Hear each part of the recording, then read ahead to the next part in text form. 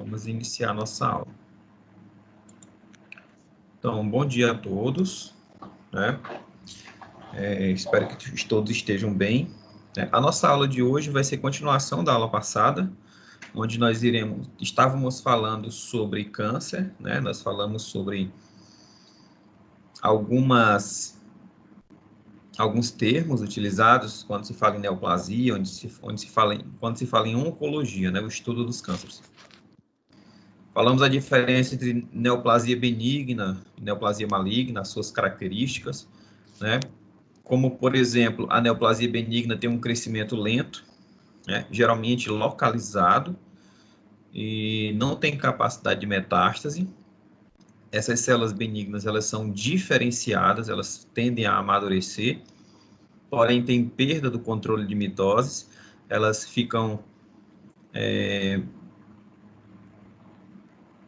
no ciclo celular continuamente, né, fazendo mitoses intermitentes, e elas não têm capacidade de mitose. Já as neoplasias malignas, elas são neoplasias onde as células, né, são indiferenciadas, elas perdem a capacidade de amadurecer, elas têm uma alta taxa de proliferação, são células que são tumores que têm um crescimento invasivo, né, invadem os tecidos vizinhos,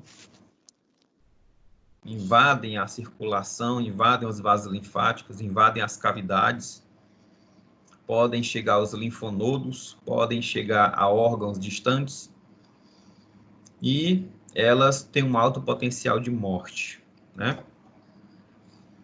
Tem dificuldade de ser removido cirurgicamente, porque não existe uma delimitação clara desses tumores. Nós falamos sobre células tronco, né? Porque algumas células neoplásicas têm um comportamento semelhante à célula tronco. Pode falar, Ana Paula. Professor. Oi. Professor, desculpa interromper.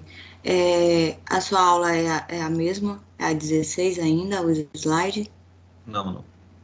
Não, né? Qual é? Só pode me falar? Eu vou mandar para vocês depois o slide. Tá. Tá bom, então. Tá? Obrigada. Tá. Nada. Certo, pessoal. Então, o que eu estava falando mesmo? Sim, as células neoplásicas, elas têm comportamento semelhante às células tronco, né? Inclusive tronco embrionárias, e algumas células tronco teciduais, né? Adultas, elas têm uma participação muito importante na oncogênese, no início da formação de tumores. Então, nós falamos sobre isso, também falamos sobre o ciclo celular, porque o ciclo celular de uma célula neoplásica, ela acaba sendo contínuo, né? As células neoplásicas, elas não entram em estado de latência, como a maioria das células, né? Interrompem o ciclo celular.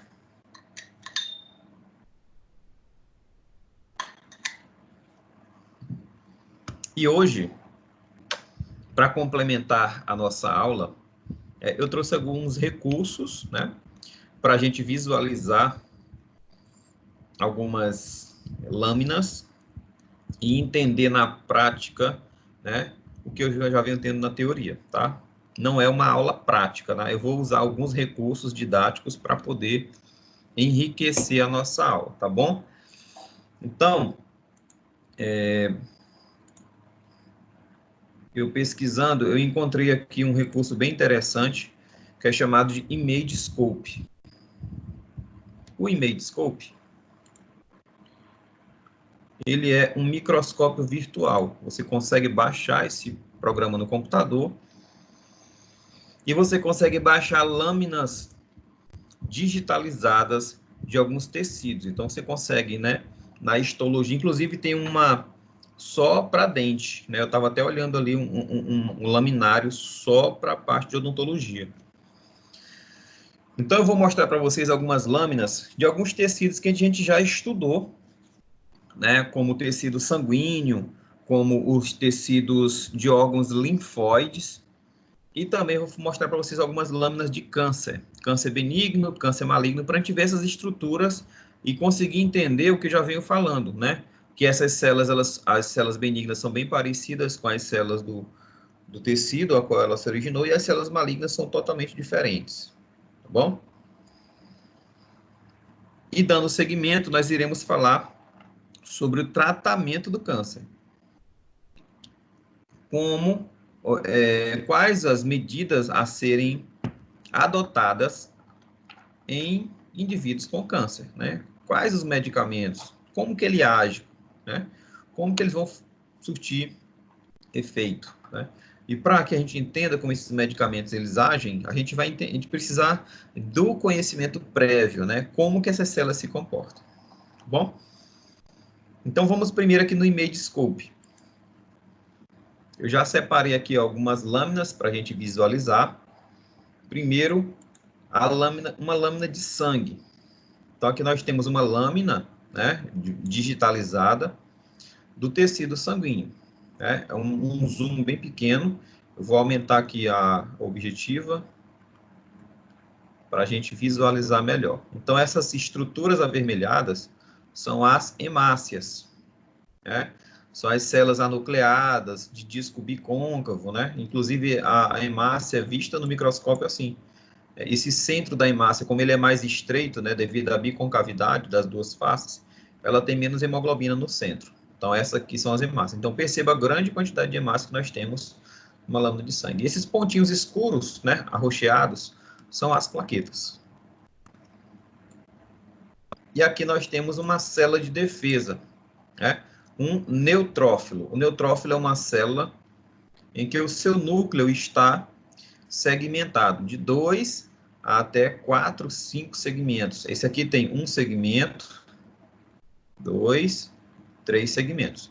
E o seu citoplasma é repleto de grânulos bem pequenos de tonalidade cor-de-rosa, né? Grânulos de pH neutro, por isso o nome neutrófilo.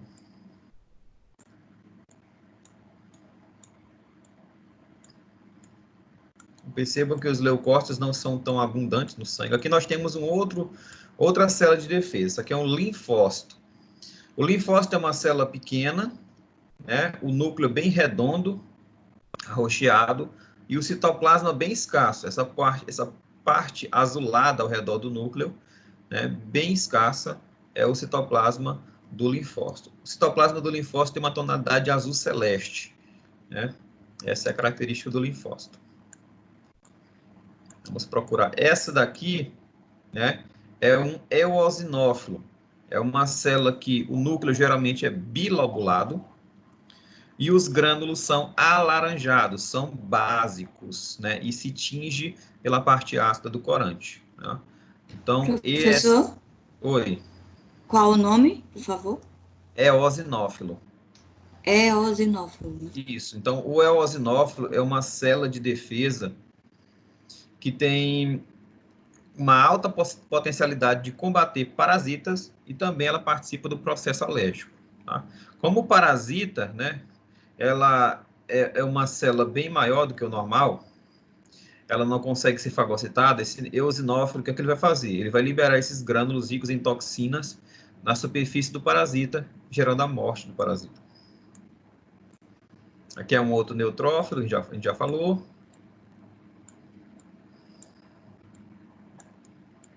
Deixa eu procurar mais um aqui, deixa eu reduzir o zoom para eu procurar melhor. Aqui é um linfócito. Neutrófilo. Aqui um basófilo. Pronto, esse aqui que eu estava procurando. Então, o basófilo é uma célula, essa aqui, é uma célula em que o seu núcleo é segmentado também e o grânulo do citoplasma é arroxeado, escuro, purpúreo, até enegrecido. Esses grânulos eles são ácidos e são corados pela parte básica do corante. Tá? E eles têm a mesma tonalidade do núcleo. Então, o neutrófilo, o basófilo, né, é uma célula que tem esse aspecto sujo, né, grosseiro. Né, e é uma célula muito rara de se ver. A cada 100 leucócitos que eu vejo apenas um basófilo, mais ou menos. Esses grânulos ácidos do citoplasma são ricos em histamina e são liberados em processos alérgicos. A histamina que gera, né, desencadeia a reação alérgica.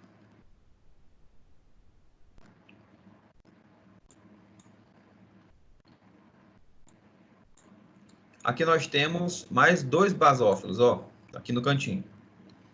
E aqui nós temos um monócito. O monócito é uma célula grande, né? O núcleo dela é irregular, não é segmentado, mas ele é irregular, ele não é redondo. E o citoplasma dele tem uma tonalidade azul acinzentada, né? Um cinza bem clarinho. E pode ou não ter vacúolo. Isso aqui não tem vacúolo, não tem bolinhas esbranquiçadas no citoplasma. Então, é uma célula fagocítica que, quando amadurece no tecido, ela se transforma num macrófago. Então, ela é um precursor de um macrófago. Que é só neutrófilo. Só neutrófilo. Mais um linfócito, né? A gente já falou. Outro monócito aqui que está mais bonitão. Ó, o monócito é uma célula grande comparado com as outras, né? Citoplasma azul acinzentado e o núcleo irregular, não é redondo, ele tem algumas reentrâncias. Aqui é um basófilo, aqui é outro linfócito. Aqui é outro eosinófilo.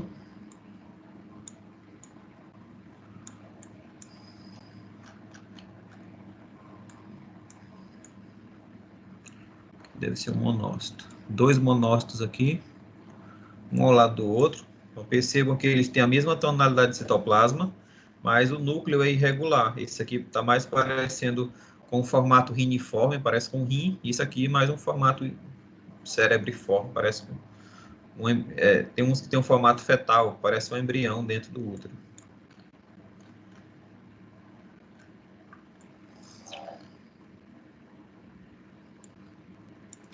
Mais um monócito aqui. Monócito. Tem um núcleo em formato irregular, não é redondo. Um neutrófilo e um linfócito.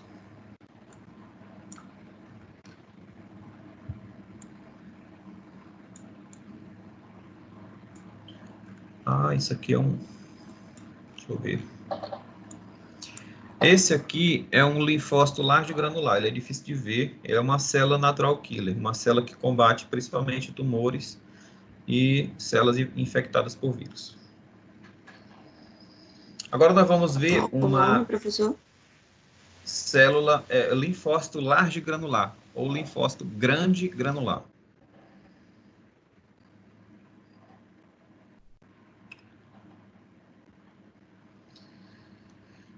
Certo? Agora nós vamos ver aqui uma lâmina de pele, né, de um indivíduo com melanoma.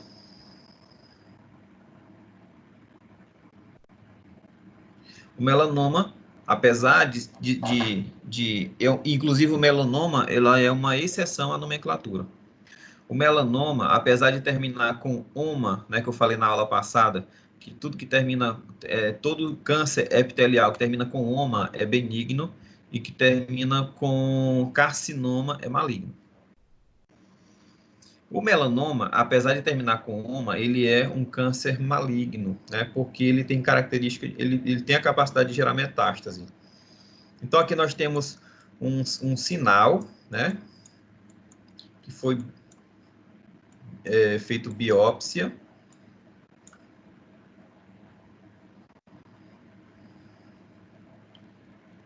E aí ele foi cortado, ele foi fragmentado em várias porções. Deixa eu esperar aqui carregar.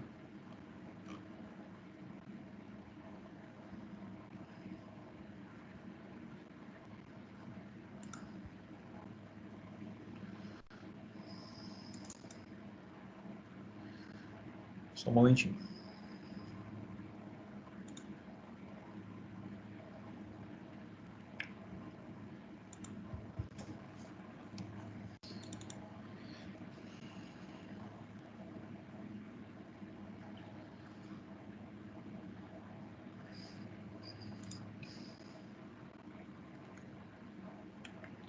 Então, aqui nós temos essa lâmina, né?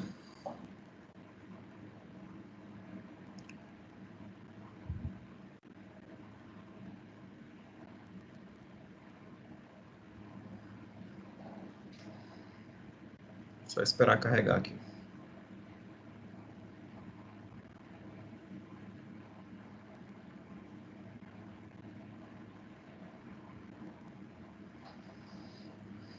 E, professor, essa lâmina é quando você retira por exemplo, o sinal, aí coloca na lâmina e você faz a biópsia, não é isso? Isso. Só que esse material, ele vai passar por um processo de preparo de lâmina, né? Aquele sinal, ele é bem grosso, né? Aquela lâmina, ela vai Sim. passar por uma máquina chamada de micrótomo. Ele é um fatiador, né? Que vai fatiar o tecido em porções muito estreitas. Ele parece muito com aquela máquina de fatiar presunto. Só que ele fatia em espessuras micrométricas, como 5 micrômetros de tamanho. 5 micrômetros, 1 micrômetro é a milésima parte do milímetro. Então, é tu pegar 1 milímetro, né, e dividir em 1000 partes. Então, é muito mais fino que um fio de cabelo, esse micrômetro. Ah, entendi, porque a minha dúvida era como que eles iam fazer de um sinal, porque às vezes é grande, né? Aí, E aí, depois que esse material, essa biópsia foi fragmentada, né, em lâminas bem finas, aí ela vai passar por um processo de coloração. A gente vai colocar ela em contato com pigmentos, né? Na verdade, ela vai passar por pigmentação e depois que ela vai ser colocada na lâmina. Ela passa por todo um processo. Geralmente demora 24 horas só para preparar uma lâmina dessa. Ela passa por um processo de descoloração, utilizando xilol, por 2 horas imersas no xilol, que é uma substância química altamente cancerígena. E aí, xilol é o mesmo que formol? Não. não, é diferente, né? E o xilol, Porque na propedêutica a gente está vendo também algumas coisas relacionadas a isso. Só que é diferente, né? De câncer de boca, é diferente da pele, uhum, porque os tecidos são diferentes. E aí uhum, acho que é mais fácil de fazer, né? A biópsia.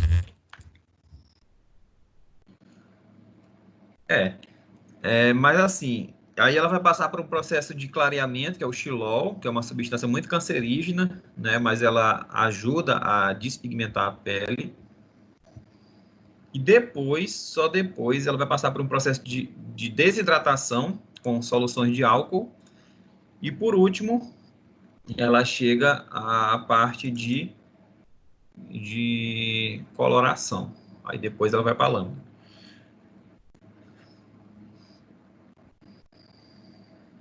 Aí nesse caso, esse percurso todinho é entre 24 horas, porque ela tem que ficar imersa ao Isso, líquido, né?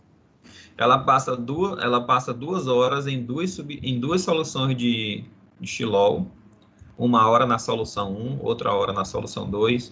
Aí passa 1 hora no álcool 70, outro no álcool 80, no outro no álcool 90%, outro no álcool 95%, 1 hora no absoluto 1 e 1 hora no absoluto 2. Depois ela vai ser emblocada, ela vai ficar imersa na parafina, né? E depois que ela vai para o micrótomo.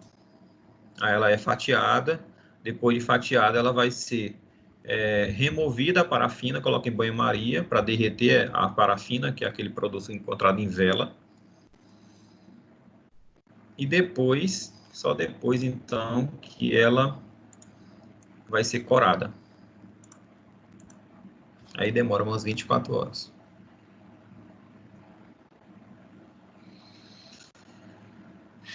Então tá aqui. Aqui nós temos um fragmento de um sinal, né? E aqui percebam que tem essa região escura todinha aqui, ó. Tá? E nós temos... Aqui é uma lâmina de pele com melanoma, e aqui é uma lâmina de pele normal, ó. Cadê? Tá aqui. A com a pele normal ela é mais clara e a com melanoma ela é mais escura. O que acontece é o seguinte, ó, a pele normal, ela tem essa camada aqui, as camadas da epiderme bem definidas, né? Camada germinativa, camada lúcida, camada espinhosa, camada queratinosa, todas elas bem definidas. Inclusive, a gente falou na aula passada das células tronco encontradas na camada basal da epiderme, né? Essas células aqui, elas são células tronco. Quando essa pele ela vai descamando, essa camada superficial, essas células tronco elas vão se diferenciando, se multiplicando e se diferenciando, né? Ou seja, elas vão se multiplicando e amadurecendo até elas transformarem nessas células superficiais aqui, ó. Então, à medida que as células superficiais vão se descamando, as células basais vão se diferenciando para repor essas células. Então, perceba que aqui a camada da pele é bem definida, bem fina, né? Agora, quando você olha ao tamanho, ó, tá vendo aqui a camada da epiderme? Tá bem diferente, né? Tem umas reentrâncias aqui bem feias, né?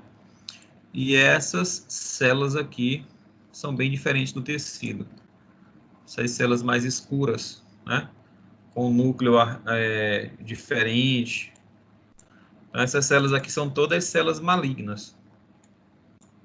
Perceba que entre uma célula e outra, às vezes tem fibroblasto, né? São células estromais. Células de defesa, encontradas aqui. Temos hemácias aqui também, ó. Aqui é um vaso sanguíneo que foi cortado. Aqui nós temos algumas hemácias aqui no interior desse vaso sanguíneo, né? São vasos sanguíneos que inervam o tecido, tá? Então, essas estruturas aqui, essas células escuras, são todas células do tumor. Elas surgem a partir de uma célula chamada de melanócito. O melanócito é uma célula encontrada na camada granulosa da pele, que produz melanina. Então, quanto mais melanócito a pessoa tem na camada germinativa, na camada granulosa da pele, mais escura, mais pigmentada vai ser essa pele, né? Porque o melanócito produz melanina. Quando essa célula ela sofre uma mutação genética e ela começa a se multiplicar de maneira desordenada, ela vai dar origem ao melanoma, né? Que é aquele sinal escuro, né? Que dá origem a esse câncer, né? Toda mancha de pele. E aí existem os critérios de malignidade. A gente chama de critério ABCDE, né? A gente vai levar em consideração o tamanho, a cor, a borda, né? A diferença de cores e a expansão. Então, a gente vai falar disso daqui a pouco. Tá? Aqui, ó, outra lâmina. Então, percebam aqui que essas estruturas, elas veio da mesma biópsia que foi fragmentada em vários pedaços. Tá? Então, você consegue enxergar as células aqui malignas do melanoma. Como esse melanoma ele é maligno,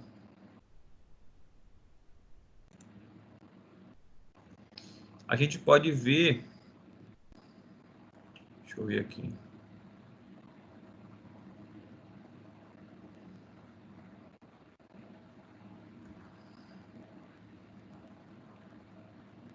Não, eu não baixei ainda. Aqui é um câncer de fígado. Esse câncer de fígado é benigno. Então, aqui nós podemos ver uma estrutura bem definida, né, desse câncer de fígado. Ele é encapsulado, ele tem uma estrutura bem definida e cirurgicamente consegue ser removido esse nódulo, né? Que nós temos grande quantidade de sangue, né, que esse tecido é muito inervado, que só são hemácias e células de defesa. E no interior as células do câncer. Elas são bem bizarras, elas não têm um tamanho semelhante uma da outra. Algumas têm um núcleo bem grande, outras têm um núcleo bem pequeno, Uns têm um núcleo mais escuro, outros têm um núcleo mais claro. Então, não existe uniformidade nessas células. Por isso que elas são consideradas cancerígenas. Tá? Vou procurar de um outro câncer benigno aqui.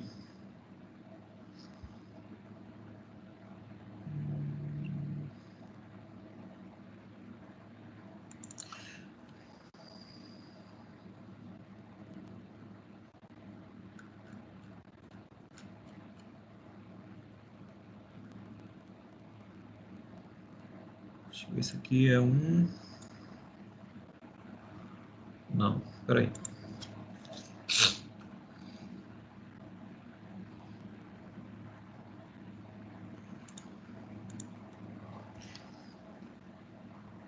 Vamos olhar uma neoplasia benigna aqui.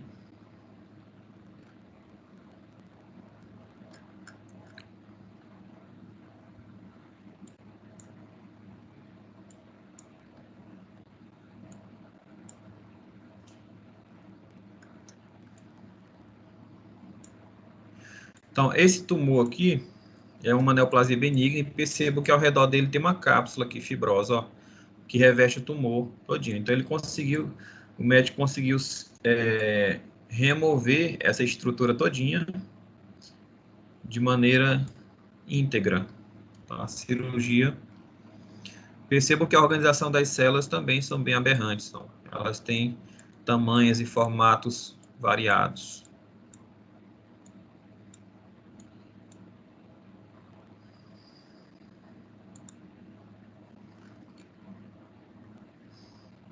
Uma neoplasia de útero. Olha aqui.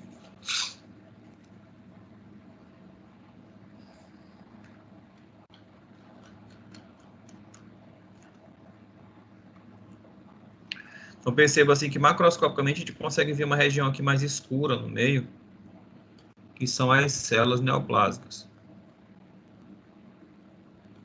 Ó, bem aberrantes.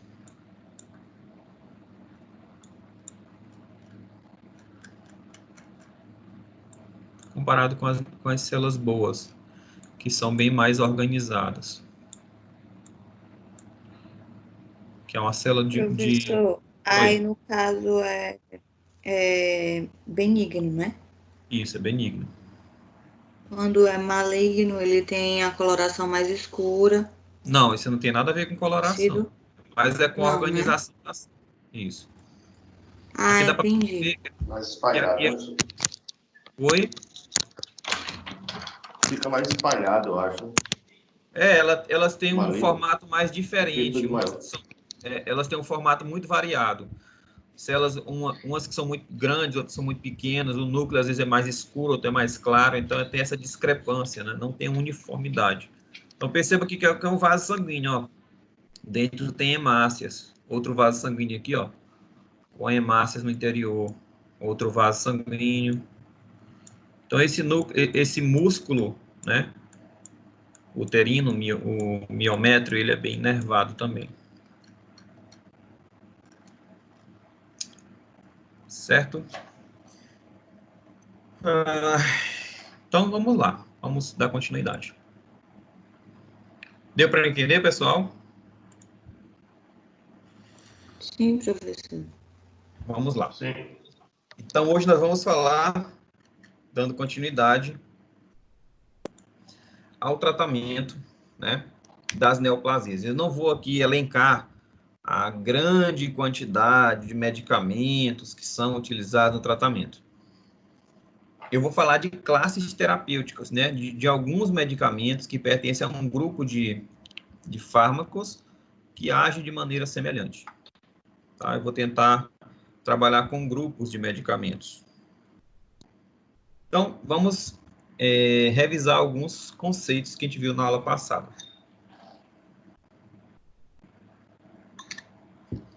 Primeiro, que neoplasia, né, a palavra neoplasia significa tecido novo, crescimento novo, crescimento diferente. Se refere a uma massa anômala de tecido no qual o crescimento é elevado e descontrolado, quando comparados aos tecidos normais. Então, essas células neoplásicas, elas se multiplicam mais rápido que um tecido normal. tá uma perda da capacidade de controle do ciclo celular dessas células. Elas são classificadas em benignas, né, e malignas. Então, a classificação de tumores benignos. Que características eles possuem? As neoplasias benignas são formadas por células diferenciadas, ou seja, células maduras, encapsuladas. A maioria dos tumores, as neoplasias benignas, elas são bem separadas do tecido normal através de uma cápsula fibrosa. O crescimento da neoplasia benigna é lento comparado com a maligna. Elas não produzem metástase. O tratamento cirúrgico é muito indicado, né, porque boa parte dos tumores benignos, eles são facilmente removidos, né, com uma segurança cirúrgica muito boa, devido a essa delimitação bem visível do tumor neoplásico para o tecido vizinho normal. Já as neoplasias malignas, elas são um pouco diferenciadas, ou seja, se tratam de células que são imaturas, e também há uma perda da capacidade de controle do ciclo celular dessas células. Elas se multiplicam de forma rápida e elas não amadurecem. O crescimento é invasivo, né? Não é bem delimitado. Essas células malignas, elas invadem o tecido adjacente, gerando metástase, e também podem cair na corrente sanguínea ou nos vasos linfáticos, como a gente viu na aula passada, e gerar metástase. O crescimento, comparado com a neoplasia benigna, ele é bem rápido, né? E eles têm capacidade de gerar metástase. E o tratamento das neoplasias malignas, na maioria das vezes, é paliativo, ou seja, consiste apenas, principalmente em casos bem avançados, consiste apenas em prolongar a expectativa de vida do paciente, porque na maioria dessas neoplasias malignas, elas causam a morte do paciente. Então, o tratamento paliativo serve apenas para reduzir retardar o crescimento e aumentar a expectativa de vida do paciente, melhorar a qualidade de vida desse paciente, reduzindo a dor, né, reduzindo os episódios de sofrimento do paciente, de maneira geral. Então, comparando aí, a neoplasia benigna, ela é causada por o crescimento da neoplasia benigna, é um crescimento expansivo, ou seja, essa massa tumoral ela vai crescendo e vai se expandindo. Ela é envolta por uma cápsula, né? E ela tem uma superfície bem homogênea, né? Você consegue distinguir até a olho nu a fronteira entre a neoplasia benigna e o tecido normal. Já a neoplasia maligna, não. Ela tem regiões de necrose, onde o tecido está morrendo, regiões de hemorragia, né, de focos sanguíneos, né, de perda de sangue. O crescimento é invasivo, tem essas projeções que invadem os tecidos vizinhos, além de invadir linfonodos e vasos sanguíneos, causando a metástase. No caso aí de um melanoma, ele pode inclusive causar ulceração na pele, causar até sangramento. Então, aqueles sinais que sangram, aquelas manchas na pele que sangram, esse sangramento pode ser um sinal de malignidade dessa mancha. Então, as neoplasias, elas têm características bem interessantes. A gente falou, inclusive, na aula passada também, só reforçando o que a gente já falou. Primeira característica, elas têm uma sinalização de proliferação autossuficiente, ou seja, essas células elas se multiplicam de forma suficiente, mesmo que o tecido adjacente emita sinais que impeçam a multiplicação dessas células. Elas se tornam independentes, elas se multiplicam de forma independente. Outra característica é a insensibilidade aos estímulos antiproliferativos, ou seja, Se o tecido vizinho liberar substâncias que impeçam a proliferação, elas não vão reconhecer esses estímulos e vão continuar se multiplicando. Ela tem um potencial replicativo ilimitado, ou seja, elas vão se dividir de forma ilimitada.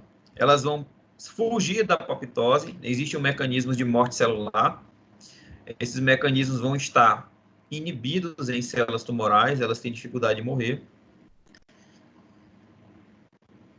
E elas também têm alterações no cromossomo, como encurtamento no telômero. Elas promovem angiogênese sustentada, que é a indução de produção de novos vasos sanguíneos, através da produção de um fator de crescimento chamado de fator de crescimento endotelial vascular, ou VEGF. E essa angiogênese é extremamente importante para o crescimento do tumor. Quanto mais sangue, quanto mais nutrientes chegar ao tumor, maior a capacidade de proliferação, maior a capacidade de crescimento desse tumor. Essas células neoplásicas malignas têm a capacidade de invasão de tecidos e gerando metástase. Essas metástases são ocasionadas pela alteração nas propriedades de adesão. Então, aquelas células, elas se desprendem do tumor primário porque elas deixam de expressar proteínas de superfície que têm capacidade adesiva, proteínas que aderem uma célula à outra. Então, essas células, quando deixam de produzir essas proteínas, elas se soltam do tumor primário, gerando metástase, né? Um dos grupos de proteínas que são inibidas, né, que geram a metástase, são as caderinas. As caderinas são proteínas adesivas que geram a aderência de uma célula e outra. E as células tumorais malignas, as neoplasias malignas, elas têm uma deficiência na produção de caderinas, fazendo com que esse tumor ele comece a se dissolver, a se separar, formando diversas metástases. E outra característica importante que a gente, inclusive, viu na aula passada também, são os mecanismos de evasão do sistema imunológico. Alguns tumores, eles são bem-sucedidos porque eles conseguem fugir da capacidade do sistema imunológico de reconhecer essas células neoplásicas e destruí-las. Uma delas é fazer associação com outras células, se esconder dentro de coágulos, por exemplo, coágulos sanguíneos. Uma das classes de medicamentos que são utilizados no tratamento do câncer são os antimetabólicos. O que são antimetabólicos? São substâncias, são medicamentos que bloqueiam o ciclo celular. Como a gente viu na aula passada, a célula neoplásica ela está continuamente, né, migrando de fases no ciclo celular.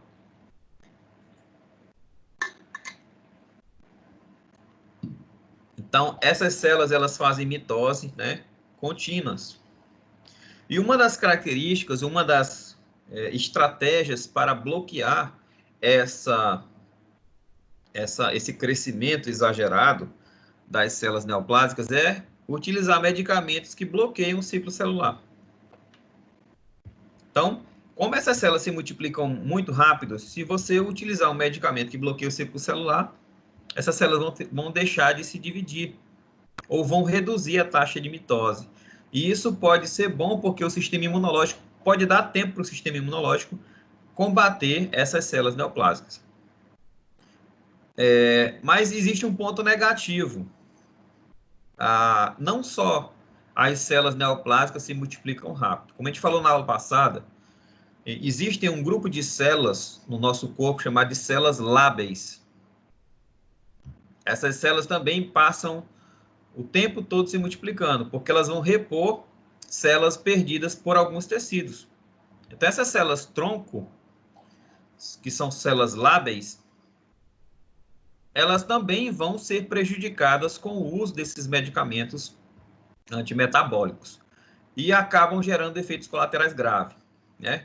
Por exemplo, todo mundo sabe que quimioterapia ela gera uma série de efeitos, como, por exemplo, náuseas, queda de cabelo, irritabilidade, a pele fica ressecada, a pessoa pode ter risco de sangramento, fica anêmico, fica imunodeprimido, né? O sistema imunológico não funciona direito. Tudo isso são efeitos colaterais de medicamentos quimioterápicos, principalmente da classe dos antimetabólicos. O que acontece? Esses medicamentos, eles bloqueiam a divisão do tumor, sim, mas eles bloqueiam também a divisão de células boas. Então, as células da raiz do cabelo, que eu falei para vocês na aula passada, na raiz do cabelo existem células tronco do bulbo capilar. E elas se multiplicam muito rápido para que o cabelo continue crescendo. Quando a pessoa usa quimioterápico, essas células param de se multiplicar e o cabelo cai. Por isso que o cabelo cai, né? Por causa da ação do quimioterápico na raiz do cabelo. A pele dessa pessoa fica ressecada. Por quê? Porque as células da raiz, da camada basal da epiderme, também são bloqueadas. Essas células estão em contínua mitose para repor as células da epiderme que são descamadas, né? Os queratinócitos se descamam na camada superficial e essas células tronco da camada germinativa estão a todo momento se multiplicando. Quando o indivíduo ele usa quimioterápico, essas células deixam de se multiplicar e aí ocorre uma interrupção na substituição da camada epidérmica, na camada mais superficial, né? Camada queratinosa ou camada córnea. E aí a pele fica mais ressecada, fica mais frágil, né? Pode gerar sangramento.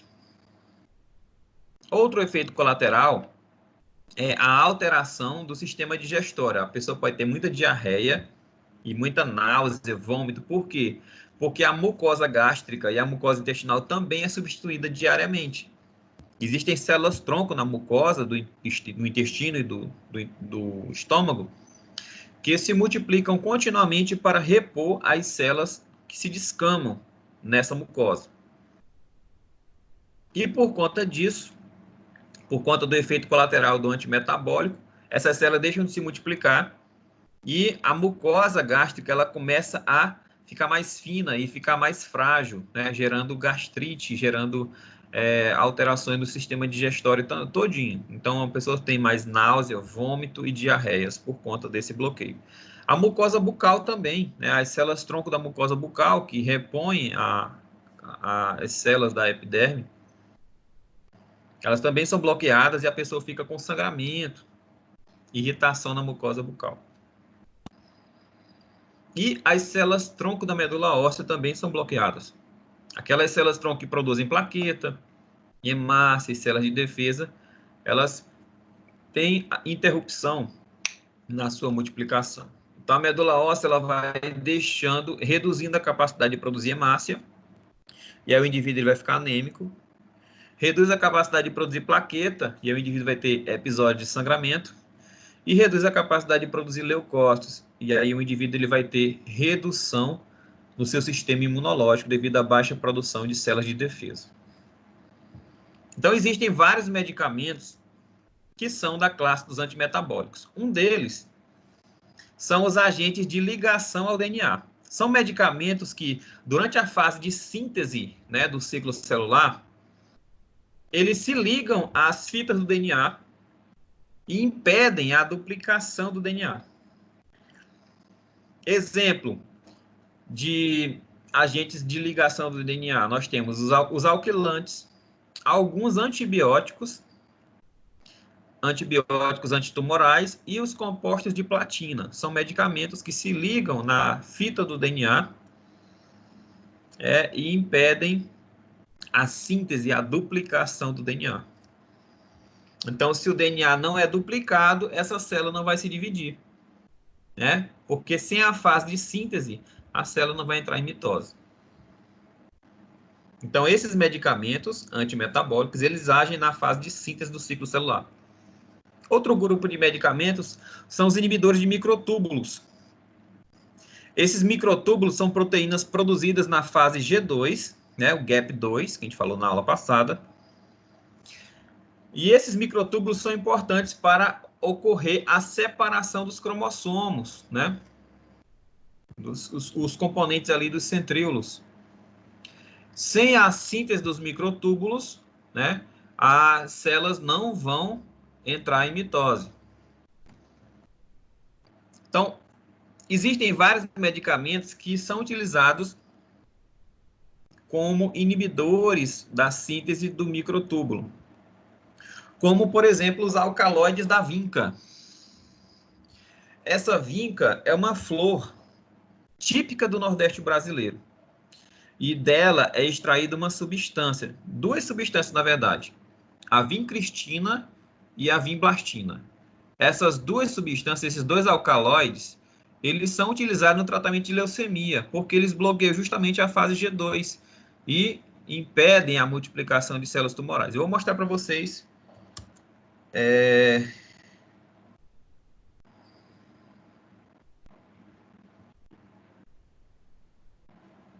Vou mostrar para vocês essa planta, que eu creio que vocês conheçam.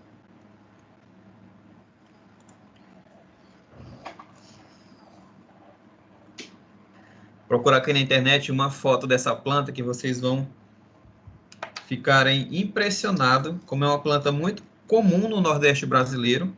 Inclusive, o Brasil exporta essa planta para os Estados Unidos, né, porque o Brasil não detém a tecnologia e nem a patente de extração desse alcaloide.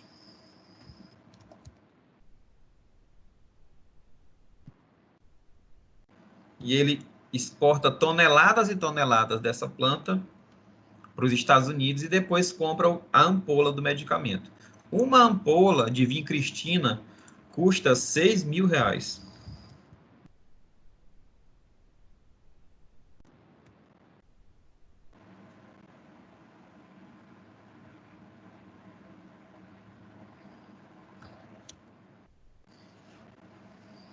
Vamos ver se vocês conhecem. Estão conseguindo me ouvir, pessoal? Tranquilo. Sim, professor. Vocês conhecem essa plantinha aqui? Eu nunca tinha ouvido falar, qual? Essa daqui. Sim, já vi. Tem bastante interior. Ela nasce na calçada de casa muito facilmente. Acho que tem bastante mesmo. É muito encontrada na porta de residências, em praças, né?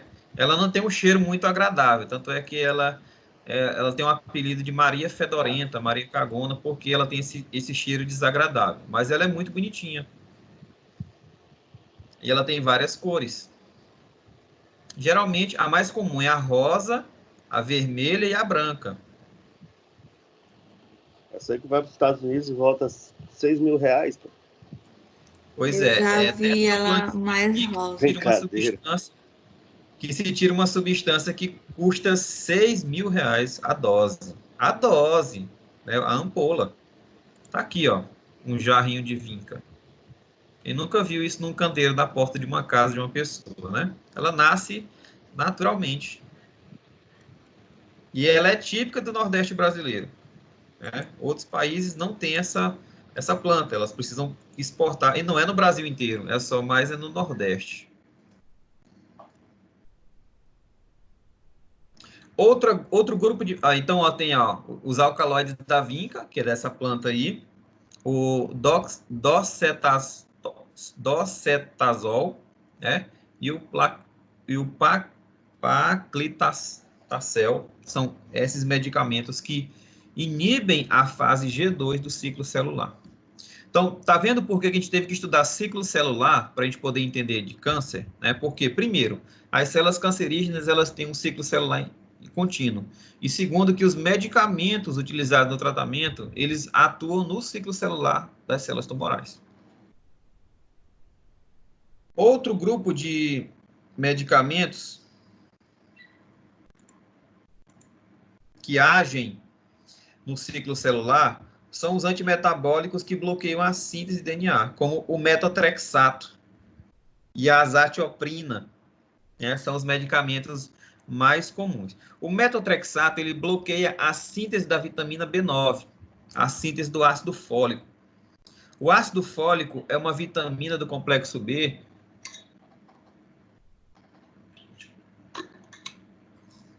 assim como a vitamina B12, essas duas vitaminas, B9, também chamada de ácido fólico, e a vitamina B12, também chamada de cianocobalamina, São duas vitaminas muito importantes para a duplicação do DNA, porque elas são responsáveis, né? Elas são utilizadas pela célula para produzir o timidilato. Professor, mas o que é timidilato? O timidilato é a letra T do DNA. Então, sem essas vitaminas B9 e B12, a letra T do DNA não é produzida.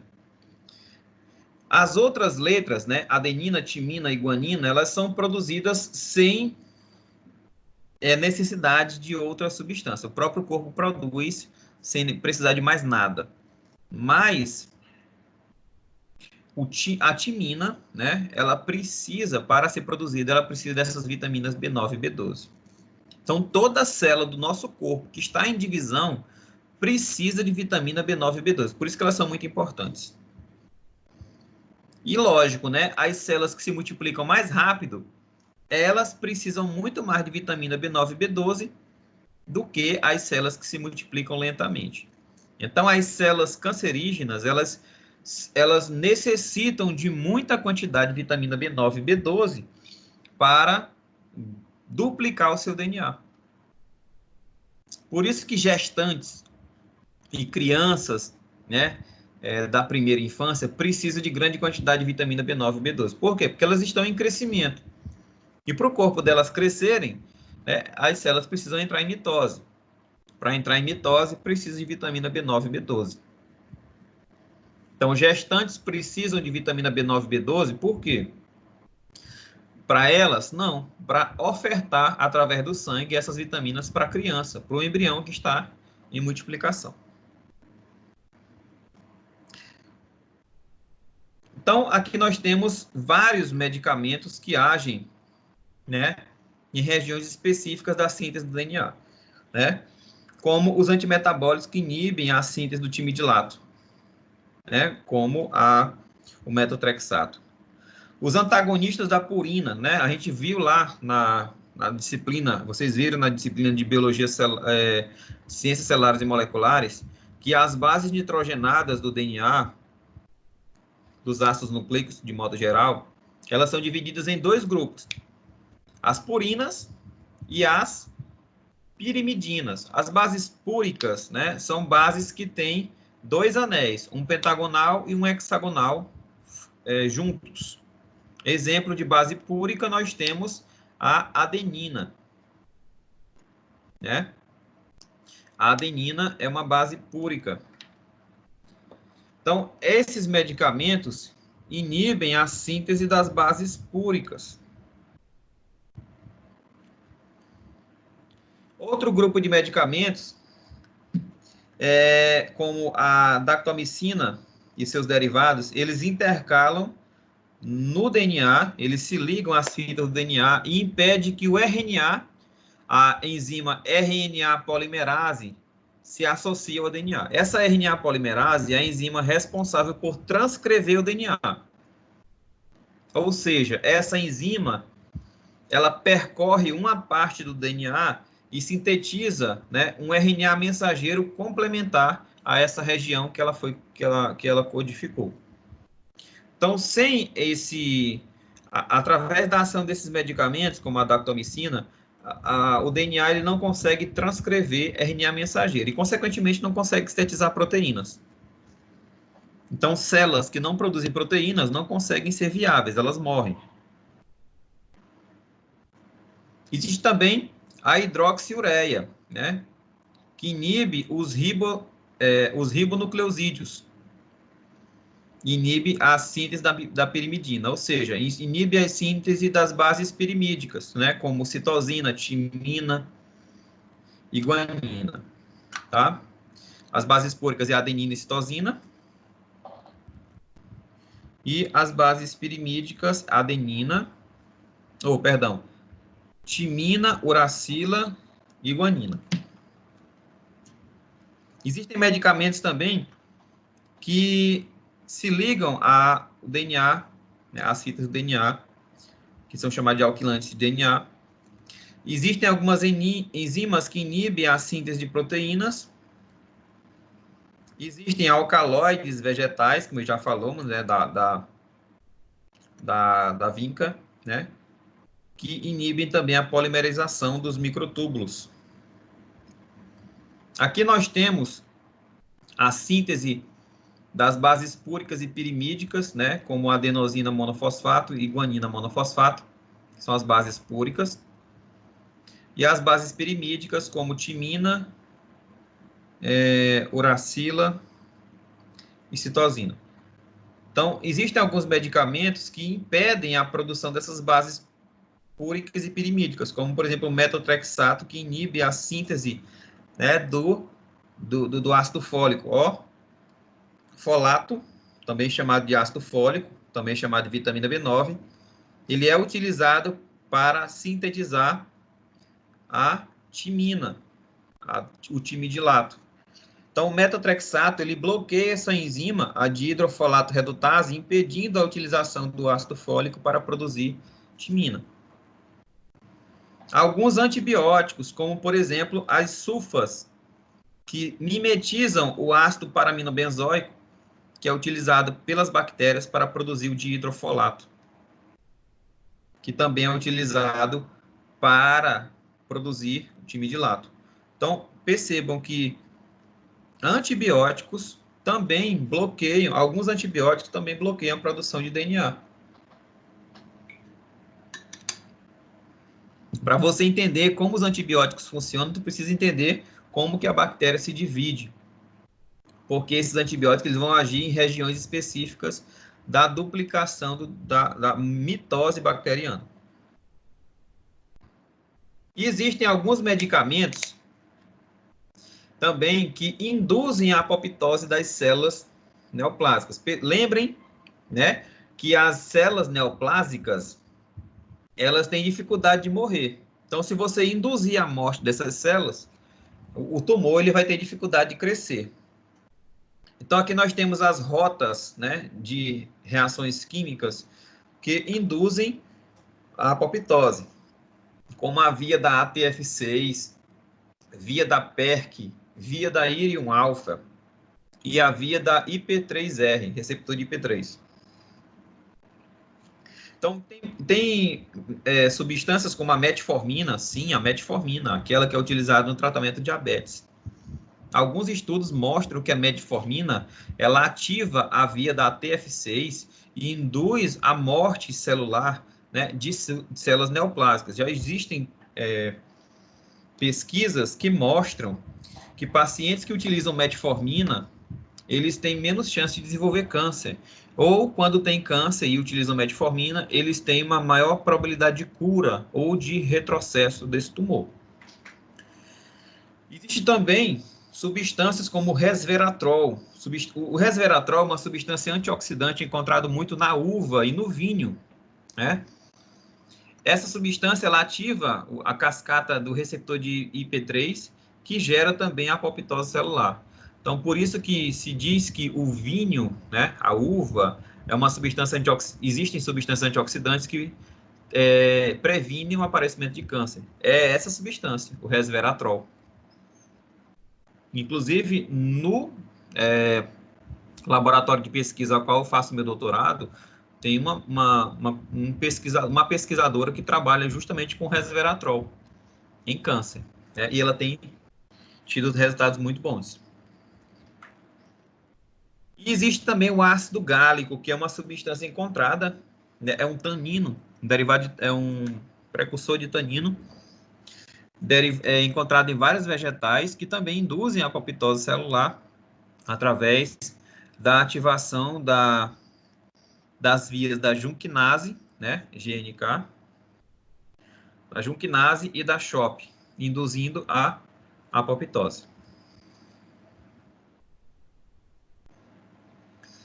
Só que muitas células neoplásicas, elas têm uma estratégia de evitar a destruição pelo sistema imunológico. A gente já viu na aula passada que as células tumorais, elas têm a capacidade, algumas delas têm a capacidade de fugir do sistema imunológico e evitar a destruição, que a gente chama de mecanismo de escape tumoral. A gente vai entender agora como que essas células agem para fugir do sistema imunológico. Então, primeiramente, A todo momento, o sistema imunológico ele utiliza células especializadas, como células TCD8, para destruir células do câncer e também destruir outras células que ameaçam a saúde do organismo, como células infectadas por vírus. Uma célula saudável, ela consegue, né, ser reconhecida por uma célula de defesa através da expressão de proteínas normais. Então, é uma forma de reconhecimento. As células de defesa reconhecem as células normais através da expressão de proteínas próprias do organismo que estão anexadas ao NHC de classe 1. Então, normalmente, quando uma ameaça é eliminada, o organismo envia sinais que acionam os checkpoints para evitar que células normais sejam atacadas. Então, uma delas é o reconhecimento de células normais. Então, todo linfócito T que reconhece uma célula normal, ele não vai destruir essa célula. Porque ele reconhece que aquela célula é normal através da expressão dessas proteínas. Então, o que é que acontece? Normalmente, uma célula tumoral, ela expressa proteínas aberrantes na sua superfície. E são essas proteínas aberrantes que estão expressas na superfície que são reconhecidas pelo linfócito T. Reconhece que aquela proteína expressa não é normal, não é própria, e ela estimula essa célula a morrer. Libera citocinas inflamatórias, citocinas que vão destruir essas células tumorais. E o que acontece? Algumas células cancerígenas, para escapar desse mecanismo, elas simplesmente não expressam proteínas aberrantes. Elas produzem proteínas aberrantes, mas elas não expressam na superfície. Então, elas não conseguem ser reconhecidas pela célula T. E quando essas células T não reconhecem as células tumorais como inimigas, elas não vão deter, né, o avanço dessas células. Então, aqui nós temos um vídeo mostrando uma célula T, CD8, de verde, reconhecendo uma célula neoplásica, que está de azul, e ao reconhecer, através das proteínas de superfície dessa célula T, ou dessa célula neoplásica, elas expressam proteínas aberrantes. Essa célula T reconhece que essa célula está expressando proteína aberrante, e como resposta, essa célula T libera dois grupos de substâncias, que estão aí representados de grânulos vermelhos e azuis. São as granzimas e as perforinas. Essas perforinas, elas vão produzir furos na superfície da célula neoplásica, né? Perfurar a membrana plasmática, daí o nome perforina. E essa célula começa a sofrer extravasamento do citoplasma e morre.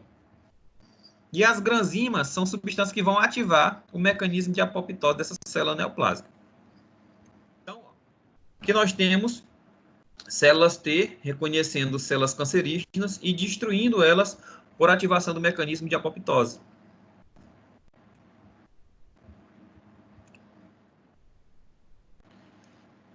Por conta disso, né, recentemente tem se avançado muito um ramo da imunologia, uma forma, na verdade, uma forma de tratamento do câncer, né, que tem a finalidade de treinar o sistema imunológico para que esse sistema imunológico reconheça com mais eficácia as células tumorais. É chamado de imunoterapia. Então, a imunoterapia consiste na utilização de substâncias químicas que melhoram a resposta imunológica e fazem com que essas células de defesa do próprio organismo consigam combater essas células tumorais com mais eficácia. Então, a quimioterapia tradicional, o que é que ela faz? Ela induz a destruição tanto de células cancerígenas quanto de células sadias. A quimioterapia ela vai bloquear determinadas regiões do ciclo celular que impedem a multiplicação rápida do tumor, destruindo essas células. Só que ela, ao mesmo tempo que destrói células que se multiplicam rápido do tumor, células normais que se multiplicam rápido do próprio organismo. Isso gera um efeito colateral. Então, células sadias que se multiplicam rapidamente são destruídas pela quimioterapia. Então, as células de defesa presentes no organismo, elas criam uma reação inflamatória para atacar e destruir agentes perigosos do corpo, como vírus e bactérias, e também reconhecer células tumorais. Então, o que acontece? As células de defesa do corpo, elas conseguem distinguir uma célula sadia de uma célula cancerosa. Então, as células de defesa, elas são extremamente específicas no combate de células tumorais. Elas não atacam normalmente células sadias. Então, se você fortalece o sistema imunológico do paciente, você vai combater o câncer com eficácia e sem efeitos colaterais. Então, quando as células de defesa reconhecem com mais facilidade a célula cancerosa, quando você ensina a célula de defesa a reconhecer aquelas células do câncer que tentam se esconder, você consegue atacar o tumor com mais eficácia, né? Alguns tumores, eles são reconhecidos facilmente pelas células de defesa, né? Que é o que está visto aqui no quadro número 1. Só que existem alguns tumores que se escondem da célula de defesa através de mecanismo de escape tumoral, como a gente falou nos slides passados. Eles não expressam proteínas aberrantes e, por conta disso, não são reconhecidos.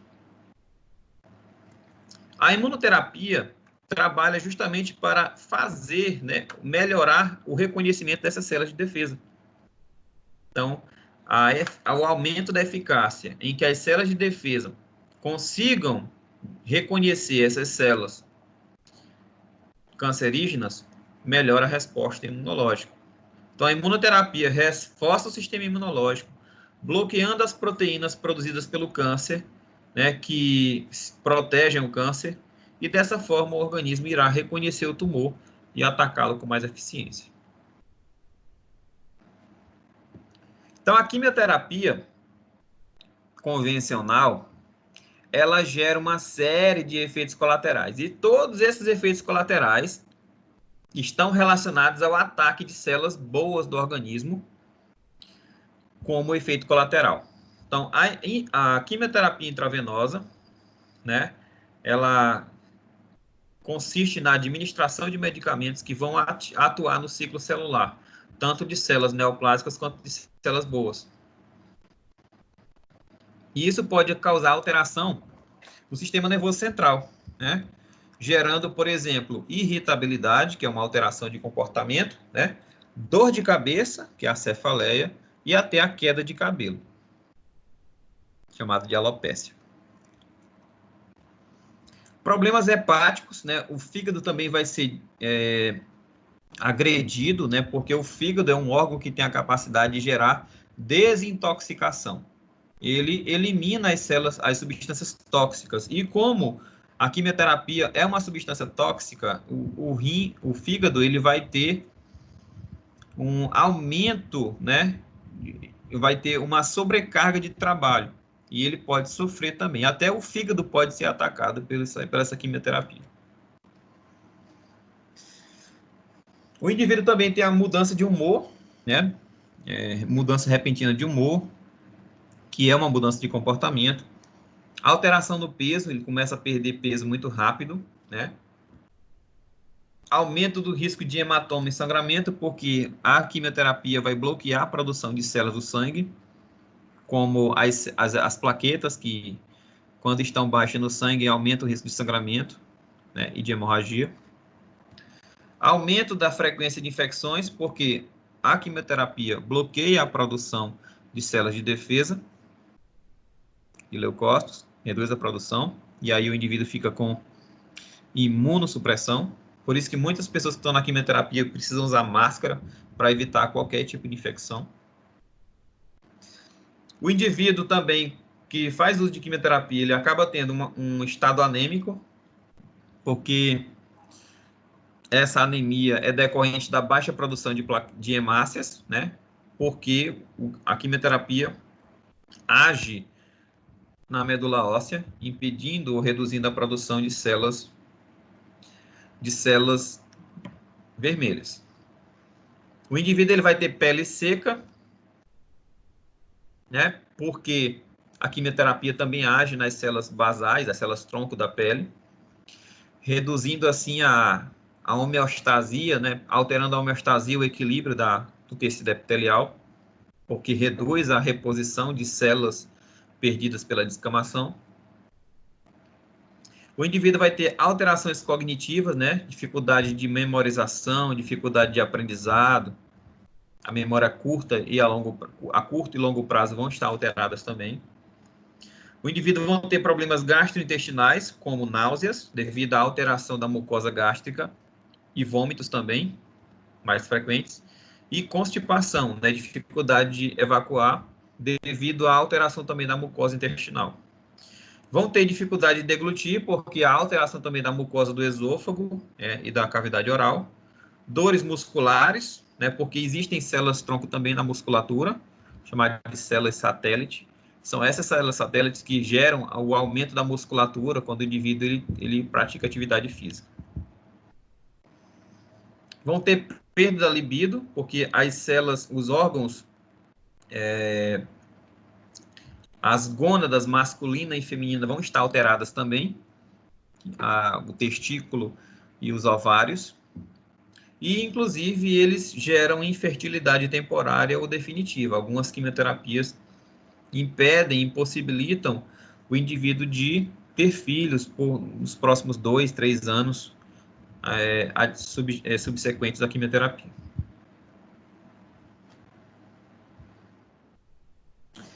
E é isso, pessoal. Agradeço a paciência e a audiência. Deu para entender, galerinha? Alô? Sim, professor. Diga. Professor, você vai passar mais alguma atividade? Vou. Isso não pode falar. É a última que eu vou passar, é a dessa semana. As duas irão valer 1.000. Uma vai valer 500 pontos e outra vai valer 1.000. Essa que eu vou passar agora vai valer 1.000 pontos. Ah, tá. E é sobre câncer que eu vou passar. Tá, outra coisa, o senhor ainda não terminou o assunto não, né? Estamos quase terminando. Câncer é o último assunto. Ah, tá bom então. Tá bom? Tranquilo? Tranquilo. De boa? Valeu. Pessoal, bom dia para vocês, se cuidem e até a próxima aula. Bom dia, professor. Obrigado. Bom dia.